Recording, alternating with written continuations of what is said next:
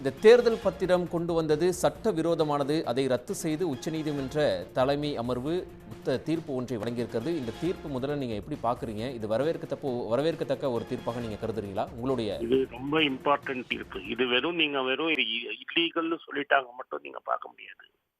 இதுக்கு முன்னாடி இன்னொன்று பண்ணியிருக்காங்க. அவங்க இன்கம் டேக்ஸ் அண்ட் கம்பெனி ஆக்டையும் அமெண்ட் பண்ணி நஷ்டம் பண்ற கம்பெனிலாம் கூட நீங்க டொனேஷன் கொடுக்கலாம்னு ஒரு சட்டத்தை பாஸ் பண்ணாங்க. அது மட்டும் இல்ல, ஒரு 7.5% மேல நீங்க உங்க ப்ராஃபிட்டை இதா கொடுக்க கூடாது, டொனேஷனா கொடுக்க கூடாதுன்னு ஒரு சட்டம் இருக்கு. எவ்வளவு வேணா கொடுத்துக்கலாம் அப்படின்னு 2 சட்டத்தை மாத்தினாங்க. அந்த கம்பெனி ஆக்டும் இன்கம் டேக்ஸ் ஆக்ட் மாத்தினதும் தவறு, அன்கான்ஸ்டியூஷனல் முதல்ல சொல்லியிருக்காங்க. ஸோ முதல் தீர்ப்பு அந்த அமெண்ட்மெண்ட்டே தப்பு.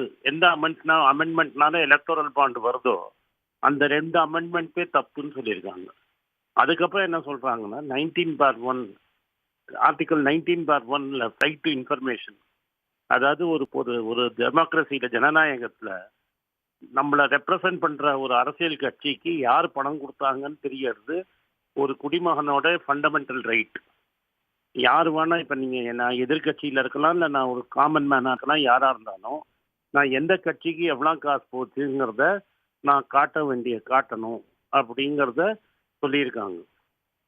அது ஸ்டேட் பேங்க் ஆஃப் இந்தியா இது மாதிரி எலக்டோரல் பாண்டு போட்டது தப்பு. இனிமே எலக்டோரல் பாண்டு போடக்கூடாது. ஏப்ரல் 2019 இவங்க கலெக்ட் பண்ணிட்டு இருக்கிறாங்க.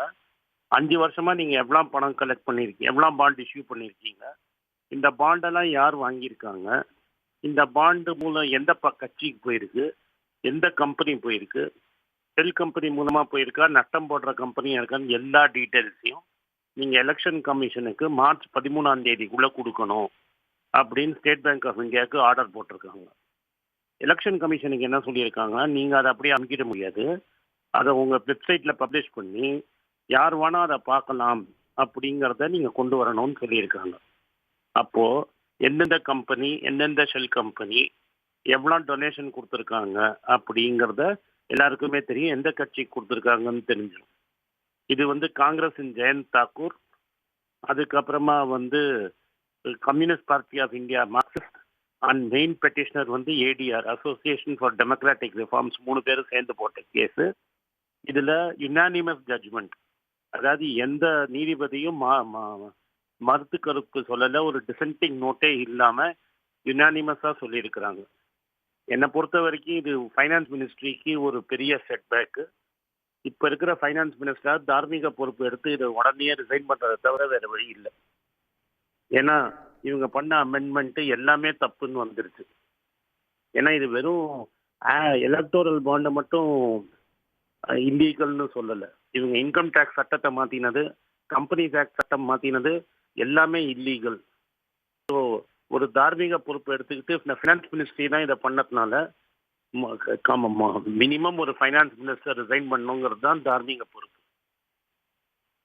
குறிப்பிடும்போது ஒரு விஷயத்த சொல்றீங்க, இன்கம் டேக்ஸ் சட்டத்தை மாத்தினது, இது மாதிரியான விஷயங்கள் எல்லாம் இவங்க ஈடுபடுத்தினது அப்படிங்கிறது, இது எக்கனாமிக்கலா என்ன மாதிரியான மிகப்பெரிய தாக்கத்தை ஏற்படுத்துவதற்கான வாய்ப்பு இருக்கிறதா இந்த விஷயத்தை நீங்க பாக்குறீங்க? அந்த ஜட்மெண்ட்லயே குவிட் ப்ரோ கோங்கிற வார்த்தையை யூஸ் பண்ணியிருக்காங்க. அப்போ கான்ட்ராக்ட் கொடுத்தவன் எவ்வளோ, இப்போ கார்மெண்ட் கான்ட்ராக்ட், பப்ளிக் இன்ஃப்ராஸ்ட்ரக்சர் கான்ட்ராக்ட்லாம் எவ்வளவோ இந்த கவர்மெண்ட் இஷ்யூ பண்ணியிருக்கு.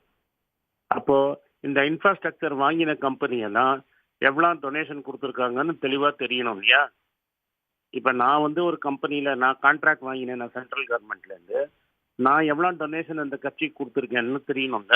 அதுக்கு முன்னாடி நான் எவ்வளவு டொனேஷன் கொடுத்தேன், அந்த கான்ட்ராக்ட் வாங்கின சமயத்துல எவ்வளவு டொனேஷன் கொடுத்தேன்.